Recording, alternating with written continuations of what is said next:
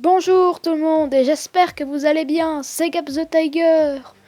Aujourd'hui, nous nous retrouvons pour ce troisième documentaire animalier porté sur un animal dont le nom est trompeur, le dragon volant. Ce qui est marrant depuis le début du documentaire, c'est que jamais, au grand jamais, j'aurais parié avant de faire la proposition, donc dans la deuxième vidéo, quand j'étais en train de l'écrire, jamais je ne me serais dit ouais, bon, le premier ce sera la murène, le deuxième ce sera le loup, et le troisième ce sera le dragon volant. Non, je vais être franc avec vous, j'avais parié sur l'aigle. Bah, c'est pas ça. Mais ce n'est pas grave, ne vous en faites pas, je ne vous en veux pas, au contraire, soyons originaux. C'est bien. C'est même beaucoup mieux comme ça. Enfin bref, par rapport à ça, n'hésitez pas à proposer vos futures idées. Il ne faut pas se répéter des millions de fois, mais vu que vous ne le faites que très peu, bah c'est dommage. Il y en a qui mettent leurs avis dans les commentaires, c'est très bien, je leur en veux pas. Mais allez-y, allez jusqu'au bout. Il y a Judith qui en a proposé 3 d'un coup. Ça, c'est ce que je demande, purée. Enfin bref, j'arrête de m'énerver. Vraiment, je ne vous en veux pas, mais s'il vous plaît, faites-le. Comme je l'ai dit dans la description de la murène, vous faites partie du jeu. Enfin bref, il est temps de parler du sommaire de ce documentaire. On parle d'un animal qui n'est pas en danger, donc ce sera le même style de sommaire que la murène. Donc il y aura l'anatomie, donc taille, masse, description physique et aussi sa particularité. Ensuite, son lieu de vie, son régime alimentaire, son statut de conservation, sa classification, pardon, j'ai eu un petit blanc. Enfin bref, toutes les infos que je considère de base. Ensuite, comment il fonctionne à la reproduction et enfin, les sous-espèces. Et donc, où vit-il? Que mange-t-il? Quelles sont ses particularités dont je viens de parler? C'est ce que vous découvrirez en suivant ce troisième épisode de documentaire. C'est parti, vidéo!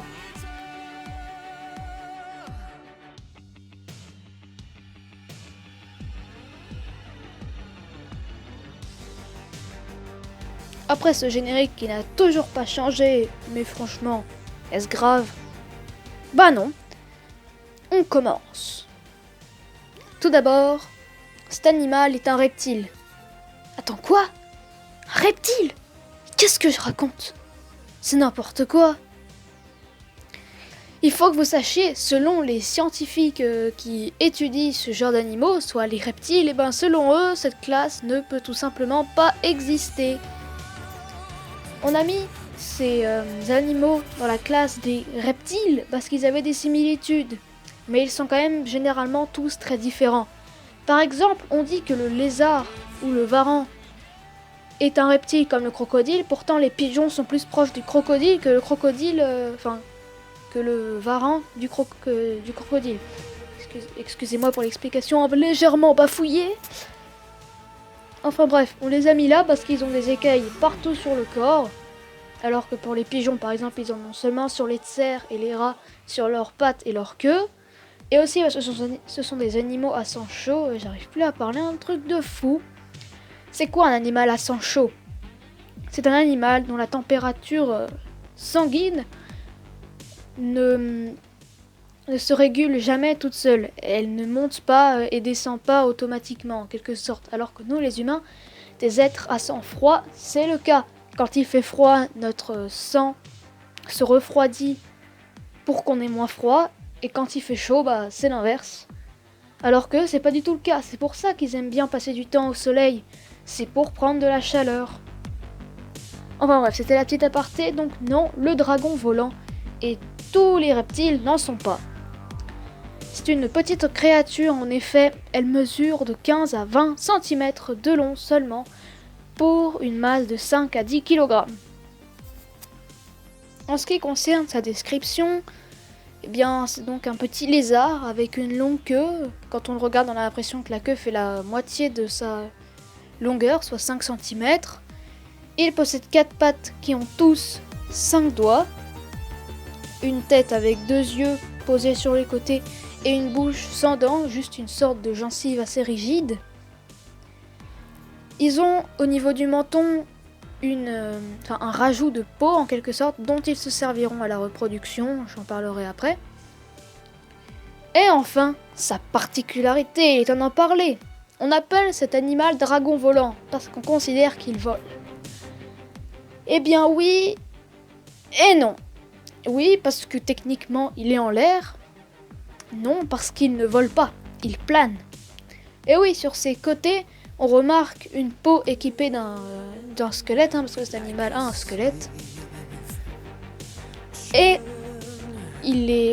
généralement, il reploie cette partie de peau, et donc les os par extension, pour se déplacer, parce que c'est un peu gênant sinon. Ça, il le fait sur le sol et dans les arbres, parce qu'il vit principalement dans les arbres, mais je vais y venir. Et lorsqu'il veut passer d'un point à un autre, hop, il saute, il déploie cette membrane de peau, et pouf, il plane. Du coup, il peut planer sur une certaine distance, généralement entre 20 et 30 mètres. Mais il y a des recordman parmi ces animaux, comme nous les humains, nous avons bien des recordman dans des disciplines. Et bien, il y en a certains qui sont allés jusqu'aux 50 mètres. Un très beau chiffre pour un animal, franchement, pas très grand. Et donc, si vous êtes des admirateurs de cet animal grâce à ce documentaire, n'hésitez pas à l'applaudir. Non, qu'est-ce que j'ai, moi ? N'importe quoi. Enfin bref, c'était donc pour la description et sa petite particularité. Maintenant, vous saurez pourquoi il s'appelle ainsi. Enfin bref, on continue sur sa durée de vie, qui nous est inconnue. Yes ! Pourquoi parler d'un truc qu'on connaît pas dans un documentaire où je suis censé avoir l'info ? Eh ben, c'est pour vous mettre en lumière mon hypothèse. J'ai pas de chiffres précis, mais je doute qu'ils vivent très longtemps. Et pourquoi ? Laissez l'expert parler. Alors, c'est très simple, il semblerait que généralement les petits animaux comme les insectes ne vivent pas très longtemps. Et donc, par théorie, plus les animaux sont grands, plus ils vivent longtemps, à part nous les humains, parce que sinon les éléphants ils seraient 3 fois mieux. Enfin, 3 fois plus vieux, enfin bref. Voilà. Et donc, à part les humains, j'ai l'impression que c'est assez proportionnel. Enfin bref. Et donc, vu que l'animal est petit, eh bien, on pourrait faire l'hypothèse. En plus, son régime de nourriture, peuvent jouer aussi envers cette théorie de ma part. Voilà, un peu de théorie, ça fait toujours plaisir. Enfin bref. Où est-ce que nous pourrions croiser cet animal et regarder ses fabuleux exploits ? Eh bien, pour ça, je vous conseille de partir en Asie du Sud-Est et plus précisément en Malaisie, dans les îles Philippines, à Singapour, en Thaïlande, au Vietnam et enfin au sud de la Chine. Son biotope sur tous les types de forêts tropicales, les classiques, les humides et les sèches. On le trouve entre 3 à 10 mètres de hauteur dans les arbres. Parce que, certes, il fait des bonds très grands en planant. Pardon, qu'est-ce que je raconte ?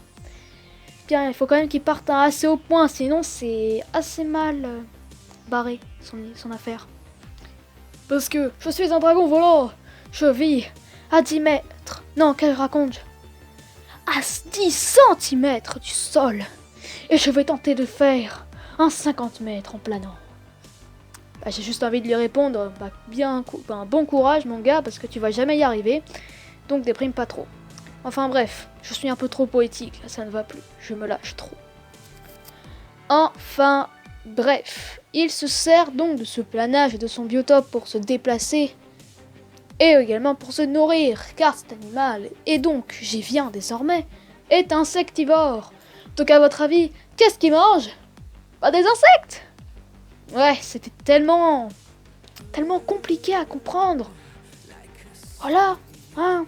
Si vous l'avez pas trouvé, là je vais vraiment venir chez vous et vous tuer parce que ça va plus. Enfin bref, je ne suis pas méchant. Et ce qu'il mange principalement sont les fourmis arboricoles. Ça tombe bien, il vit lui-même dans les arbres. Et les termites. Maintenant, statut de conservation de l'Union internationale pour la conservation de la nature. Il est là au compte sœur, donc elle sait, il fait partie des tranquilles. C'est pour ça que je ne parlerai pas de sa conservation parce qu'il n'en a pas pour le moment besoin. Mais vous me direz, mais oui, mais certes il vit dans une certaine zone, mais elle n'est pas gigantesque, contrairement au loup. Eh bien c'est parce que lui il ne dérange personne et que dans cette zone ils sont très nombreux. J'imagine. Donc ça va être pour ça. Maintenant les éléments de classification importants dans les noms scientifiques. Nous sommes dans des documentaires animaliers et donc je ne vais pas le répéter 150 000 fois dans le prochain documentaire. Je ne vous le dirai pas, je vous laisserai le deviner. Il fait partie du règne animal, donc Animalia pour le règne. Et même si c'est pas trop une bonne idée de le dire, mais Reptilia pour la classe. Il fait partie de la famille des Agamidae, donc les Agamidés, de la sous-famille des Draconinae, et enfin du genre Draco qu'on retrouve évidemment dans ce nom scientifique, Draco volans. Ça devait être tellement dur à deviner. Passons, et oui, déjà à l'avant-dernier point de ce documentaire, la reproduction. C'est un animal qui est ovovivipare, autrement dit, il pond des œufs. Enfin, la femelle pond des œufs, pas le mâle. Ça paraît plus ou moins logique. Enfin bref. Comme pour le loup, eh bien, on ne sait pas à quelle période de l'année il se reproduit. Si ça se trouve, il n'a pas de période précise. Ce qui est quand même bizarre, parce que les ovovivipares sont pas trop du genre à ne pas avoir de période de reproduction précise. Donc, on ne le sait pas. Excusez-moi pour cette info que vous aurez en moins. Enfin bref. Donc, lorsqu'un mâle cherche à impressionner une femelle pour lui demander ses faveurs, eh bien il a un certain plan. Il passe son temps à hocher la tête, donc il se croit pour un scientifique et fait oui en mode je sais. Enfin bref, il déploie ses fameuses ailes ainsi que ses fanons, donc c'est justement ces fameuses membranes sous le menton qui sont jaunes vifs pour repousser les mâles rivaux et donc attirer les femelles. Comment ça peut les attirer? J'aimerais bien faire une scène en BD animée, vous savez, avec genre un mâle qui arrive, des femelles en face. Puis comme ça, il déploie ses fanons et ses ailes, et là, il y a un nouveau plan sur les femelles, et il y a des cœurs dans leurs yeux. Ce serait très bizarre. Enfin bref, je me suis dit 3000 fois de me calmer, je le fais toujours pas. Promis, j'arrête. Voilà.